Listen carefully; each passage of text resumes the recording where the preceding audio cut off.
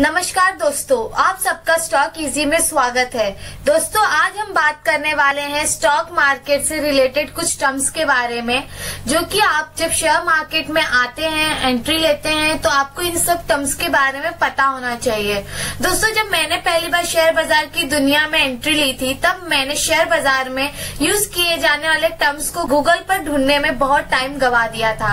हालांकि ऐसी कई सारी टर्मिनोलॉजी है जिनके बारे में एक शेयर बाजार के इन्वेस्टर और ट्रेडर को पता होना चाहिए। अक्सर यूज किए जाने वाले टर्म्स के बारे में हमें अच्छी तरह नॉलेज होनी चाहिए। यदि आप सफल होने के लिए शेयर बाजार में प्रवेश करना चाहते हैं, तो आपको इन टर्म के बारे में नॉलेज वास्तव में होना चाहिए।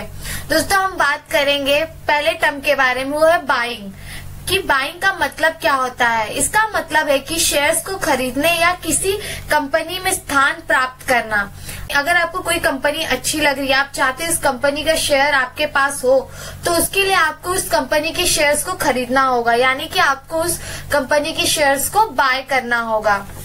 नेक्स्ट है बेचना, यानी कि सेलिंग। सेलिंग का मतलब है शेयर से छुटकारा पाना, क्योंकि आपने अपने शेयर्स में जितना आप उस शेयर्स का लक्ष्य रखे हो, आप कि शेयर्स को मैं इतने में सेल करूंगा, और लक्ष्य प्राप्त होने के बाद आप उस शेयर को सेल करते हैं, या फिर अगर आपको शेयर में ज्यादा लॉस होने लगता है, तब आप उस शेयर्स को सेल कर देते हैं। नेक्स्ट है आस्क प्राइस। इसका मतलब है कि जो लोग अपने शेयर्स को बेचना चाहते हैं, वे अपने शेयर्स के लिए कितना लक्ष्य और कितना प्राइस चाहते हैं, वो तय करना। फॉर एग्जाम्पल, अगर आप किसी शेयर्स को 50 में खरीदते हैं और आप उसको 60 में सेल करना चाहते हैं, तो वो जो 60 की प्राइस है, हम उसको आस्क प्राइस बोलते हैं। नेक्स्ट है बिड प्राइस। बिड वह है जो आप एक शेयर्स को खरीदने के लिए भुगतान करने के लिए तय होते हैं। अगर आप किसी शेयर्स को 50 रुपीज में खरीदना चाहते हैं और उसकी प्राइस चल रही है 60, तो आप उस प्राइस को 50 में खरीदने के लिए अपना ऑर्डर डालेंगे, तो उस 50 को हम बिड प्राइस कहते हैं। कि आप उस शेयर्स के लिए कितना पैसा देना चाहते हैं, हम उसे बिड प्राइस बोलते हैं। नेक्स्ट है ask bid spread. Ask bid spread, यह अंतर है कि लोग क्या खर्च करना चाहते हैं और लोग क्या प्राप्त करना चाहते हैं। मतलब कि बिड और आस्क के बीच का जो डिफरेंस होता है, हम उसको आस्क बिड स्प्रेड बोलते हैं। जैसे कि मैं 60 में शेयर्स खरीदना चाहती हूँ, लेकिन जो मेरे सामने वाला सेलर है, वो मुझे 70 में सेल करना चाहता है, तो इन दोनों के डिफरेंस को हम आस्क बिड स्प्रेड बोलते हैं। नेक्स्ट है बुल। बुल एक मार्केट है, एक बाजार स्थिति है कि जब मार्केट ऊपर की साइड जाने लगती है, तो हम उसे बुल मार्केट बोलते हैं। कि मार्केट अब पॉजिटिव है, लोग इसके अंदर इन्वेस्ट कर रहे हैं और एक शेयर की प्राइस बढ़ती हुई जा रही है, तब उसको बुल मार्केट बोलते हैं। नेक्स्ट है बियर मार्केट। बियर मार्केट एक बाजार स्थिति है, जब मार्केट गिरने लगता है और उसके अंदर गिरावट आने लगती है, किसी शेयर्स की प्राइस गिरने लगती है, तब हम उसे बियर मार्केट बोलते हैं। नेक्स्ट है लिमिट ऑर्डर। लिमिट ऑर्डर एक प्रकार का ऑर्डर है जो खरीदने या बेचने के लिए यूज किया जाता है। फॉर एग्जाम्पल, आप अशोक लीलैंड का शेयर 60 में बाय करना चाहते हैं और उसकी प्राइस चल रही है 65, तो लिमिट ऑर्डर में हम क्या करते हैं, हम 60 में वो शेयर अशोक लीलैंड का बाइंग के लिए ऑर्डर प्लेस कर देते हैं। जब वो शेयर 60 पे आएगा, 65 से 60 पे आ जाएगा, तब हमारा उधर ऑर्डर एग्जीक्यूट हो जाएगा और हमें अशोक लीलैंड का शेयर मिल जाएगा। नेक्स्ट है मार्केट ऑर्डर। मार्केट ऑर्डर एक प्रकार का ऑर्डर है जो बाजार प्राइस पे जल्द से जल्द निष्पादित कर देता है। यानी कि अगर कोई शेयर्स आप खरीदना चाहते हैं, तो आप अगर मार्केट ऑर्डर प्लेस करते हैं, तो आपको तुरंत ही जो मार्केट प्राइस उस शेयर की चल रही है, उसी पे आपको वो शेयर मिल जाएगा। नेक्स्ट है डे ऑर्डर। डे ऑर्डर एक ब्रोकर के लिए दिशा निर्देश है कि एक ट्रेडर को उस विशिष्ट मूल्य पर, यानी कि प्राइस पर निष्पादित करके, जो कि ट्रेडिंग दिवस के अंत में समाप्त होता है। वोलेटिलिटी, इसका मतलब है कि एक शेयर कितनी तेजी से उठता है या गिरता है।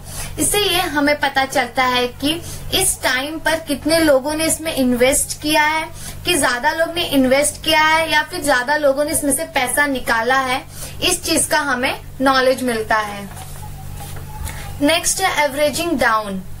एवरेजिंग डाउन तब होता है जब एक निवेशक किसी गिरते हुए शेयर्स को खरीदता है, जिससे कि खरीदा गया हुआ मूल्य बढ़ जाता है। फॉर एग्जाम्पल, अगर आपके अशोक लीलैंड के शेयर्स हैं 10 और आपने उसको खरीदा है 60 में और उसकी प्राइस गिरते हुए 40 पे आ गई, उस टाइम पे आप क्या करते हैं, आपका प्राइस इस समय 60 और 10 शेयर्स है, आप 20 रुपया लॉस में जा रहे हैं, तो आप क्या करेंगे उस टाइम पे कि और 40 में अशोक लीलैंड के आप 10 शेयर्स और खरीद लेंगे। जब आप वो 10 शेयर्स खरीदेंगे तो आपका प्राइस उधर एवरेज हो जाएगा, 60 से वो 55 हो जाएगा, एवरेज होके कम हो जाएगा और जो आपका इन्वेस्टमेंट अमाउंट है वो बढ़ जाएगा और आपका लॉस उधर कम हो जाता है। इस चीज को हम एवरेजिंग कहते हैं। नेक्स्ट है कैपिटलाइजेशन। ये बाजार के अनुसार कंपनी का मूल्य कैपिटल होता है। नेक्स्ट है फ्लोटिंग। ये उन शेयर की संख्या है जिनके इनसाइडर के पास रखे शेयर्स को हटाने के बाद ठीक ठीक व्यापार किया जा सकता है। नेक्स्ट है आईपीओ। इसका मतलब यह होता है जब किसी कंपनी को अपने शेयर्स को लिस्टेड कराना होता है शेयर मार्केट में, तो वो कंपनी क्या करती है, अपने कंपनी को शेयर मार्केट के आईपीओ के जरिए लेके आती है। वो अपने कंपनी के आईपीओ लाती है, जो कि यह एक प्रारंभिक सार्वजनिक प्रस्ताव है जो तब तक होता है जब तक ये निजी कंपनी सार्वजनिक रूप से इस व्यापार में करने वाली कंपनी बन न जाती हो। नेक्स्ट है ब्रोकर। एक ब्रोकर वह व्यक्ति होता है जो आपकी ओर से शेयर्स खरीदता है या बेचता है। अगर दोस्तों आप कहीं बिजी हैं, सोच रहे कि आज आप कैसे ट्रेड करेंगे, तो ब्रोकर होते हैं, वो आपके शेयर्स खरीद भी सकते हैं, बेच भी सकते हैं, उनके पास ये राइट्स होता है। अगर आप उनको बोलते हैं कि मुझे XYZ कंपनी के शेयर्स चाहिए, तो वो आपके लिए खरीद भी लेंगे, आपके बोलने पे वो बेच देंगे। एक्सचेंज वो जगह है जहां विभिन्न प्रकार के निवेश किए जाते हैं और इधर 2 प्रकार के एक्सचेंज है, NSE और BSE। इन दोनों एक्सचेंज पर आप ट्रेड कर सकते हो। नेक्स्ट है मार्जिन। मार्जिन इसका मतलब यह होता है अगर किसी इन्वेस्टर ट्रेडर को ट्रेडिंग करते वक्त एक्स्ट्रा अमाउंट की जरूरत पड़े तो अपने ब्रोकर से कुछ पैसे उधार लेता है, तो हम उसको मार्जिन बोलते हैं। नेक्स्ट है स्टॉक सिंबल। स्टॉक सिंबल का मतलब होता है कि किसी कंपनी का जो नाम होता है उसको छोटा करके आप देख सकते हो इधर कि लुपिन लिमिटेड कंपनी का नाम है लुपिन लिमिटेड, लेकिन हमको तो कैसे दिख रहा है, छोटे में इसका सिंबल क्या है, लुपिन है। जब आप सर्च करते हो किसी कंपनी का नाम, तो आप वो कंपनी के नाम का जब सिंबल डालोगे तो कंपनी आपके सामने आ जाएगी। इधर क्या है, सन फार्मास्यूटिकल इंडस्ट्री लिमिटेड, लेकिन अब इसके सिंबल क्या है, सन फार्मा। जैसे कि आप इधर देख सकते हैं कि सिप्ला लिमिटेड, आप इधर देखेंगे जब इसका सिंबल क्या है, सिप्ला। तो दोस्तों ये कुछ टर्म्स थे स्टॉक मार्केट के, जो कि आप जब शेयर मार्केट में एंटर करते हो तो आपको इन सारे टर्म्स के बारे में नॉलेज होना चाहिए ताकि आपका टाइम इधर उधर वेस्ट ना हो। तो दोस्तों आज के लिए हम यही रुकते हैं। अगर आपको इस टॉपिक से रिलेटेड कोई भी डाउट हो तो आप हमें कमेंट करके जरूर पूछे, और अगर आपने अभी तक हमारे चैनल को सब्सक्राइब नहीं किया हो तो इसे तुरंत सब्सक्राइब करें। जल्दी मैं आपको मिलूंगी एक नए वीडियो में एक नए टॉपिक के साथ।